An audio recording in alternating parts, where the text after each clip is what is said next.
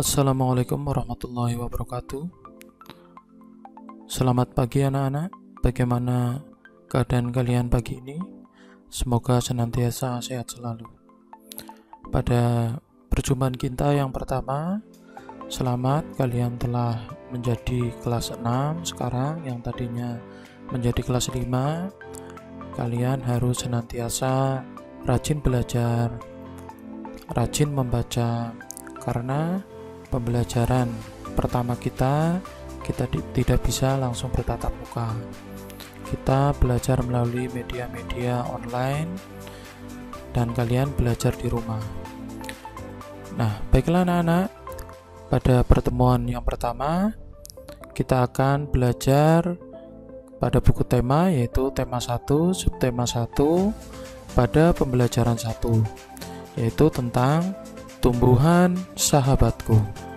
Pada pembelajaran 1 ini, nanti kita akan belajar yang pertama bahasa Indonesia, yaitu tentang pengertian teks laporan hasil pengamatan.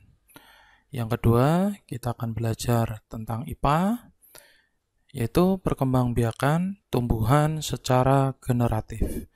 Yang ketiga, nanti kita akan belajar tentang IPS, yaitu kondisi geografis dan kehidupan sosial budaya negara-negara di Asia Tenggara. Nah, marilah kita mulai pembelajaran yang pertama, yaitu tentang bahasa Indonesia. Tentang pengertian teks laporan hasil pengamatan. Teks laporan hasil pengamatan adalah teks yang berisi informasi berdasarkan pengamatan yang sudah dilakukan. Misalnya, pengamatan tentang perkembangan hewan, tumbuhan, atau keadaan lingkungan di sekitar. Secara umum, teks laporan hasil pengamatan berisi yang pertama, informasi umum, yaitu informasi yang disajikan secara menyeluruh. Yang kedua adalah kumpulan fakta-fakta. Yang ketiga adalah simpulan. Dalam teks laporan hasil pengamatan juga terdapat ide pokok. Nah, ide pokok adalah gagasan utama atau masalah pokok yang dibahas dalam suatu paragraf. Pada umumnya, dalam satu paragraf terdapat satu ide pokok. Menentukan gagasan pokok pada teks tertulis. Kita sudah mengetahui hal-hal penting yang terdapat pada teks laporan hasil pengamatan. Biasanya, teks laporan hasil pengamatan terdiri atas beberapa paragraf, dan setiap paragraf pada teks laporan hasil pengamatan memiliki satu gagasan pokok. Gagasan pokok disebut juga dengan ide pokok, yaitu topik yang dibahas di dalam teks. Gagasan pokok paragraf terletak pada kalimat pokok atau kalimat utama. Kita dapat menemukan gagasan pokok paragraf dengan cara berikut. Yang pertama adalah membaca setiap kalimat dalam satu paragraf dengan cermat. Yang kedua adalah menentukan kalimat pokok paragraf. Yang ketiga, menentukan gagasan pokok paragraf dengan menjawab pertanyaan apa yang sedang dibahas. Ini adalah contoh teks hasil pengamatan. Nah, di sebelahnya ada gambar apa itu? Anak-anak pasti tahu. Ya, ada gambar singkong, ya, tumbuhan singkong. Nah, selain nasi, ayo kita baca bersama ya, anak-anak juga mengikuti membaca. Selain nasi dan jagung sebagai makanan pokok masyarakat Indonesia, terdapat pula singkong. Singkong termasuk tanaman umbi-umbian. Pada tanaman singkong, bagian yang dijadikan makanan pokok adalah umbi akar. Nah, dari bacaan ini, mari kita cermati ya, apa ide pokok pada paragraf tersebut. Nah, ide pokok pada paragraf tersebut adalah singkong sebagai salah satu makanan pokok masyarakat Indonesia. Baiklah anak-anak, di sini Pak Guru memiliki bacaan ya, terdiri dari beberapa paragraf. Mari kita baca bersama bacaannya, yaitu tentang perkembangbiakan jagung. Jagung merupakan salah satu tanaman yang banyak ditemukan di Indonesia. Di beberapa daerah, jagung dimanfaatkan sebagai bahan makanan pokok. Misalnya, penduduk di Pulau Madura mengolah jagung menjadi nasi jagung untuk dikonsumsi bersama sayur dan lauk. Sama seperti makanan pokok lainnya, jagung mengandung karbohidrat yang sangat diperlukan tubuh. Tanaman jagung banyak ditemukan di Indonesia karena cukup mudah dikembangbiakan. Jagung berkembang biak dengan bijinya. 3-4 hari setelah biji jagung ditanam, benih jagung akan mulai berkecambah. Semakin lama tanaman jagung terus tumbuh. Setelah 1 hingga 1,5 bulan, bunga jagung akan mulai berkembang. Bunga jagung berbentuk serabut dan di ujungnya terdapat helai-helai rambut halus. Pada rambut halus tersebut terdapat serbuk sari. Di bagian bawah bunga terdapat kepala putik. Penyerbukan terjadi saat serbuk sari terbawa angin dan jatuh di kepala putik. Setelah bunga jagung mengalami penyerbukan, jagung akan mulai berbuah.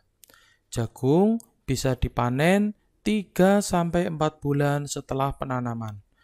Jagung siap dipanen saat rambut jagung sudah berwarna kecoklatan dan bagian tongkolnya mengering. Jika dikupas, jagung siap panen akan memperlihatkan biji berwarna kuning yang memenuhi tongkol. Bagian biji inilah yang dimanfaatkan manusia sebagai bahan makanan pokok. Sebagian biji jagung yang tua juga akan ditanam kembali sehingga perkembangbiakan jagung terus berlanjut. Nah, dari bacaan tersebut, mari kita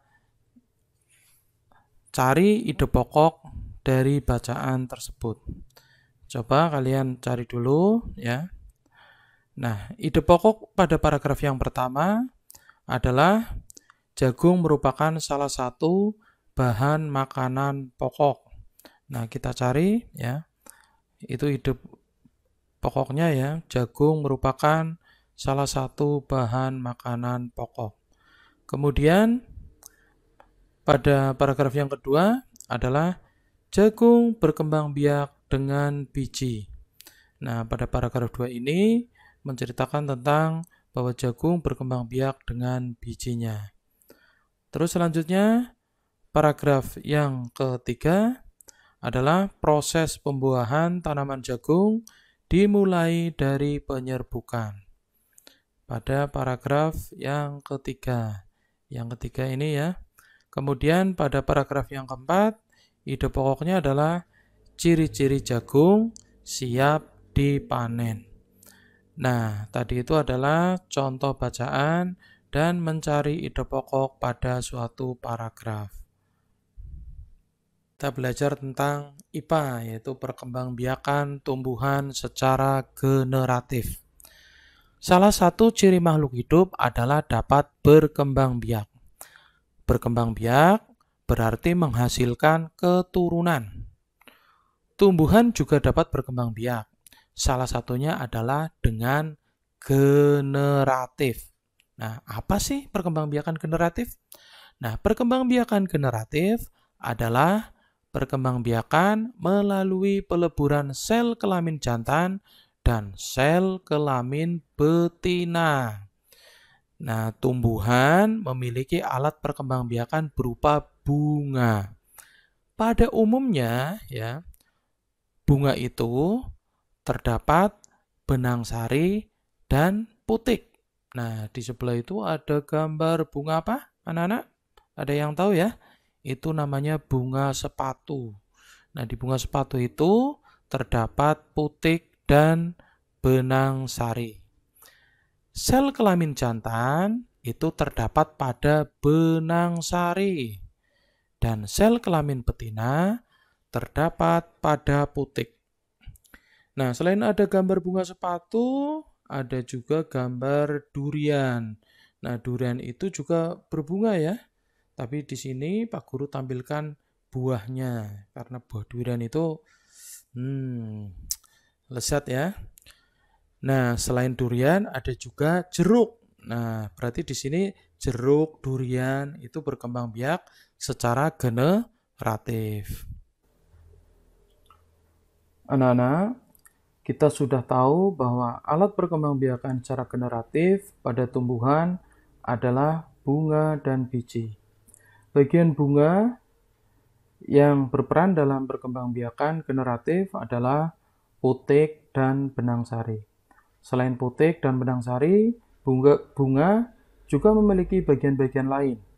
Mari kita perhatikan ya bunga yang ada pada gambar berikut ya. Yang pertama adalah mahkota bunga. Nah, ini mahkota bunga ya, anak-anak.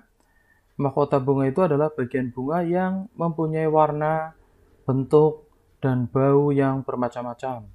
Mahkota bunga sering disebut sebagai perhiasan bunga dan menjadi ciri khas sekuntum bunga. Fungsi mahkota bunga adalah untuk menarik serangga agar membantu penyerbukan. Nah, pada gambar berikut, ini mahkotanya berwarna putih. Mahkota itu bermacam-macam warnanya. Ada yang putih, merah, ungu ya. Terus berikutnya yang bagian yang kedua adalah bagian kepala sari. Nah, kepala sari ini terdapat benang sari. Benang sari itu apa sih? Benang sari adalah alat kelamin jantan pada tumbuhan yang berfungsi sebagai alat perkembangbiakan. Benang sari terdiri atas tangkai sari dan kepala sari. Di dalam kepala sari terdapat kotak sari yang berisi serbuk sari. Serbuk sari merupakan sel kelamin jantan pada tumbuhan. Serbuk sari terdiri atas inti generatif dan inti vegetatif. Selanjutnya, setelah kepala sari, kalian dapat melihat di sini ada kepala putik. Putik adalah alat kelamin betina pada tumbuhan yang berfungsi sebagai alat perkembangbiakan. Putik terdiri atas kepala putik, ya, kepala putik ini bagian atas, kemudian tangkai putik ini yang panjang, ya, dan bakal buah, ini bakal buah, ya. Kalian dapat lihat di sini bakal buah.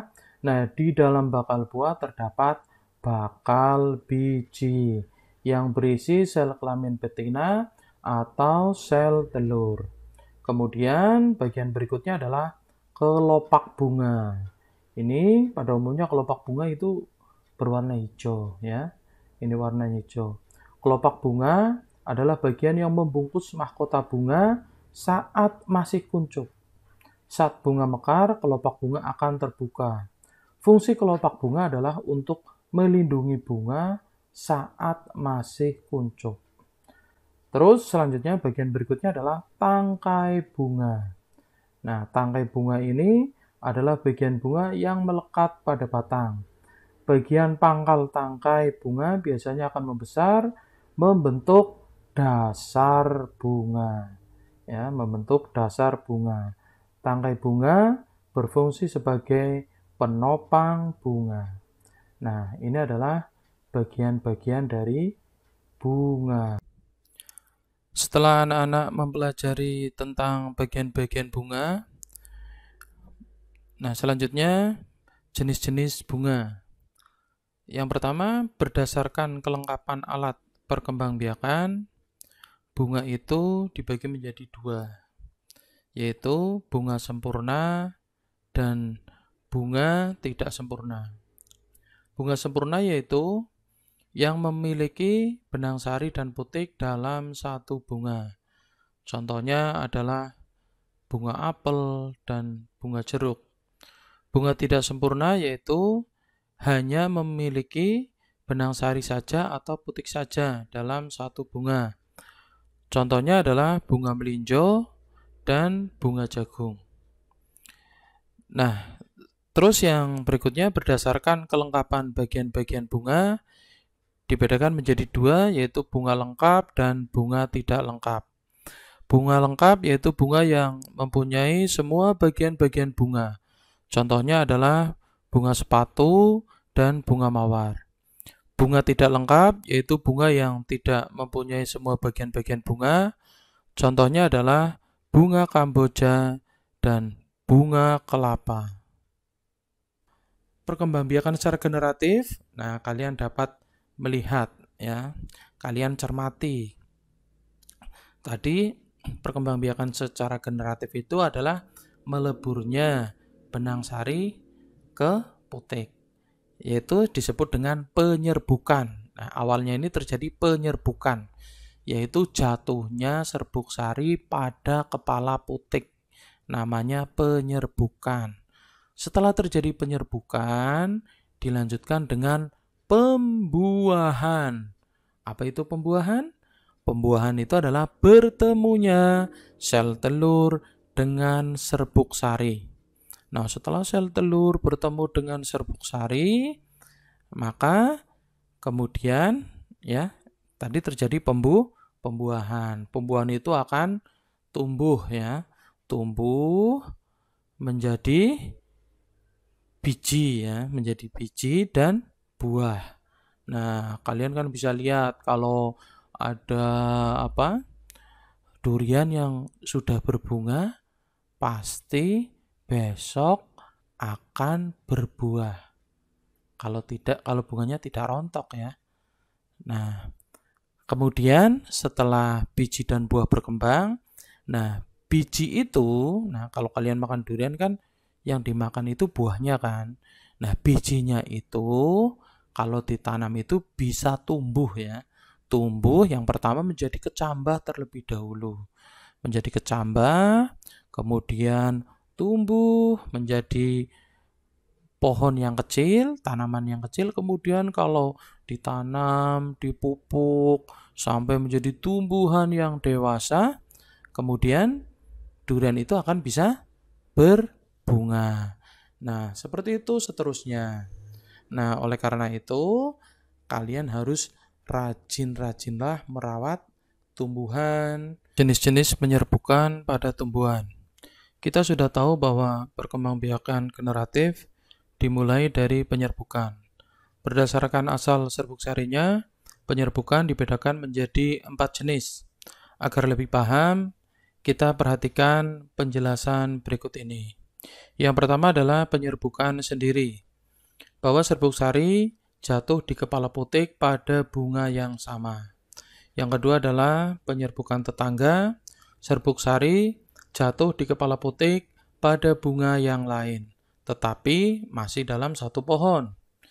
Kemudian yang ketiga adalah penyerbukan silang, serbuk sari jatuh di kepala putik pada bunga lain dari tumbuhan sejenis tetapi berbeda pohon. Nah, yang keempat, ini penyerbukan bastar. Serbuk sari jatuh di kepala putik pada bunga yang berasal dari tumbuhan yang berbeda jenisnya. Nah, itu tadi jenis-jenis penyerbukan pada tumbuhan. Cara penyerbukan pada tumbuhan. Proses penyerbukan tidak dapat dilakukan sendiri oleh tumbuhan. Penyerbukan dapat terjadi karena yang pertama bantuan angin, terus kemudian bantuan serangga, air, dan manusia. Ayo kita simak uraian cara penyerbukan pada tumbuhan berikut ini. Yang pertama adalah anemogami.